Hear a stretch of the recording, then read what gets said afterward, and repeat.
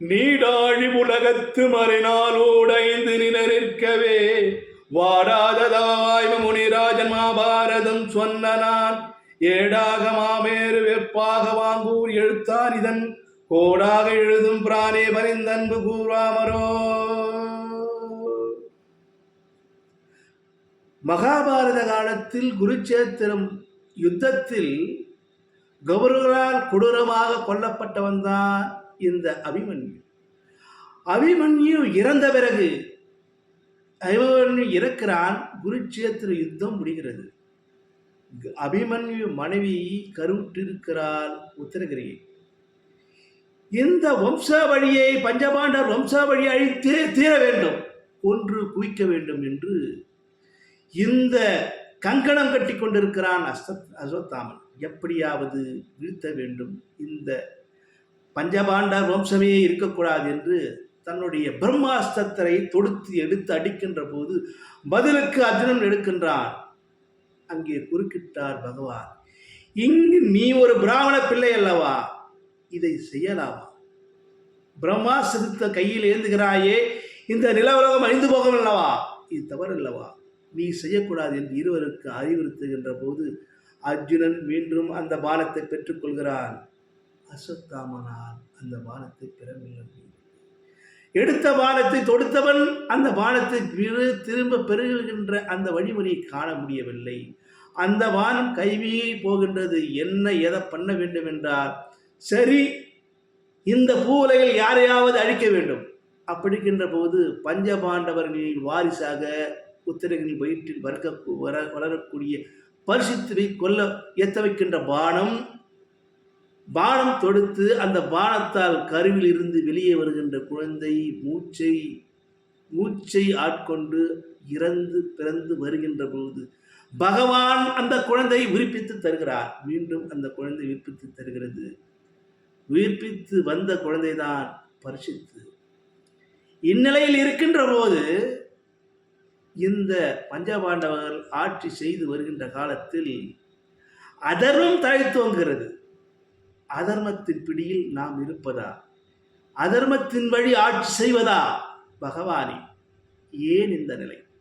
நாங்கள் வனவாசம் செல்லுகின்றோம், இந்த நாடு நகரமெல்லாம் வேண்டாம், நாங்கள் செல்லுகின்றோம் என்று பஞ்சபாண்டவர்கள் வனவாசம் செல்ல எத்தமைக்கின்ற போது பகவான் குறுக்கிட்டு இந்த அஸ்தினாபுரத்தை வாரிசாக இருக்கக்கூடிய பரிசுத்துவிடும் ஒப்பைத்து செல்லுமாறு செல்லுகின்றார். இந்த தருமர் பரிசுத்து விட்டும் நாட்டை ஒப்பைத்து விட்டு வனவாசத்தை மேற்கொள்கின்றார். பரிசுத்து நாளொரு மேனியும் பொழுதோறு வண்ணமாக வளர்ந்து வருகிறான். பின்பு ஆட்சி அதிகாரத்திற்கு வருகிறான். பட்டம் கட்டி ஆளுகின்றான். மக்களை நல்வழிப்படுத்திக் கொண்டே வருகின்றான்.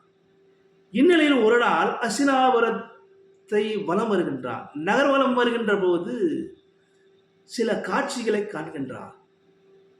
ஒரு காளை 3 கால்களை இழந்து ஒற்றை காலில் நின்று கொண்டிருக்கிறது, கண்ணீர் விட்டு. இதை பார்க்கின்றான். பக்கத்தில் ஒரு பசு அழுது கொண்டிருக்கிறது. பசுவையும் பார்க்கின்றான். ஒருவன் சாட்டை எடுத்து அந்த 3 காலை இழந்து ஒற்றை காலில் இருக்கின்ற அந்த காளையை அடிக்க முற்படுகின்றான். என்னடா இது, நம் நாட்டிலா இப்படி ஒரு நிகழ்வு நடக்கிறது? நாம் சத்தியத்தை தர்மத்தை நிலைநாட்டவா ஆட்சி செய்து கொண்டிருக்கின்றோம், அதர்மத்தின் பிடியில் சிப்பதா? கண்ணீர் மல்கிறான். உணர்வு பூர்வமாக உள்ளம் குபர்கின்றான். அன்று மாலையை அவைக்களத்தை கூட்டுகின்றான். அனைவரும் அங்கே வருகிறார்கள். பண்டிதர், பாவலர், வேத விற்பன்னர், புலவர்கள், மந்திரிமார்கள், இவர்களெல்லாம் ஆலோசனை கேட்கின்றார். அந்த அனைவரும் கூடி பேசுகின்ற போது ஒரு கருத்தை சொல்லுகின்றார்கள். பரிசுத்துவே, இந்த காலை ஏன் இப்படி நிற்கிறது என்றால், கிருதா யுகத்தில் 4 காலோடு இருந்த காலை 4 காலில் நிற்கிறதாம் கிருதா யுகத்தில். இந்த சதுர்யுகம் என்பது கிருதாயுகம், திரேதாயுகம், துவார்பாகயுகம், கலியுகம். இந்த 4 யுகங்கள் தான் சதுர்யுகம். கிருதாயுகத்தின் 4 கால்களும் அப்படி தர்மம் சருகின்ற போது திரேதாயுகம் வருகின்றது போது ஒரு கால் இழந்து 3 காலில் இந்த காலில் நிற்கிறது. திரேதாயுகம் சரிந்து துவாரபாகம் இருக்கின்ற போது அந்த காலை 2 காலை இழகிறது, இழந்து 2 காலில் நிற்கிறது. கலியுகம் வருகின்ற போது அந்த காலை 3 காலையுமே இழந்து ஒற்றை கால் நிற்கிறது. என்ன என்று கேட்கின்ற பரிசுத்து, எதனால் இப்படி? மன்னா, அந்த காலை என்பது தர்ம தேவதை. தர்மம் இல்லாமல் அதர்மம் தழைக்கின்ற போது அதை பார்த்து அழுகின்றது பசுதான் பூமாதேவி. பூமாதேவி பார்த்து அழுகின்றால் அதர்மம் தழைத்தோங்கிறதை பற்றி. மூர்கனாக முட்டாளாக இருக்கின்றவன் பக்கத்தில் இருப்பவன் யார்? அவன்தான் கலிபுருஷன்.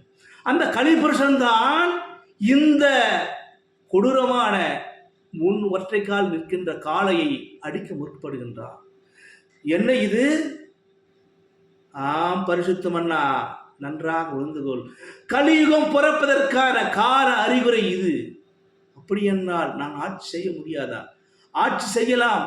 ஆனால் இந்த கலியுகம் வராமல் கலி புருஷன் நாட்டை ஆட்கொள்ளாமல் பார்த்து கொள்ள வேண்டும். அப்படியா? எத்தமிக்கின்றான் இந்த பரிசுத்து. உடைவாளை உருகின்றான். கலிபுருஷனை தேடி போகின்றான். கலிபுருஷன் மன்றாடுகின்றான், அப்பா பரிசுத்துவே, செய்வது சரியா? நான் காலதேவன் சுழற்சியால் ஒவ்வொரு காலமாக சுழன்று இப்போ கலிபுருஷனாக வந்திருக்கிறேன். என்னை அழித்தால் நல்லதா? இது இறைவன் கட்டளை அல்லவா? அப்படியானால் என் மக்களை நீ கொண்டு குவித்தால் அதற்கு ஏதாவது வழி என்றால் சொல்லுங்கள், நான் ஒதுங்கிக் கொள்கிறேன். சற்றியப்பா, சரி, நான் 4 வழிகளை கொடுக்கின்றேன். ஆனால் என் மக்களை எதுவும் செய்யக்கூடாது. அந்த 4 வழிகள் என்ன? ஒரு வழி சொல்லுகின்றேன், அங்கே இருந்து கொள். பரிசுத்து சொல்லுகின்றான், சூதாட்டம் ஆடுமிடம், சூதாட்டம் ஆடுமிடம், அதர்மம் தழைத்தொங்குமிடம். சரி, நான் பெற்றுக்கொள்கிறேன். மற்றொன்று மது அருந்துமிடம். மது அருந்தினால் மனிதன் பல குற்ற செயல்களை செய்கின்றான், அந்த இடம். சரி, அதுவும் எடுத்துக்கொள்கிறேன். பெண்கள் அவமரியாதை செய்யமிடம். அவமரியாதை செய்யமிடம் எது? விபச்சார விடுதி. சரி, அங்கேயும் நான் ஏற்றுக்கொள்கிறேன். 3வது மிருகங்களை வதை செய்யுமிடம். மனிதன் மிருகமாக மாறி மிருகங்களை கொண்டு விற்குமிடம் அது. சரி, இது போதுமா என்று பரிசுத்து கேட்பான். அதற்கு பரிசுத்து திருப்தி அடைய, அந்த கலிபுருஷன் திருப்தி அடையாமல், ஒன்றும் எனக்கு வேண்டும்.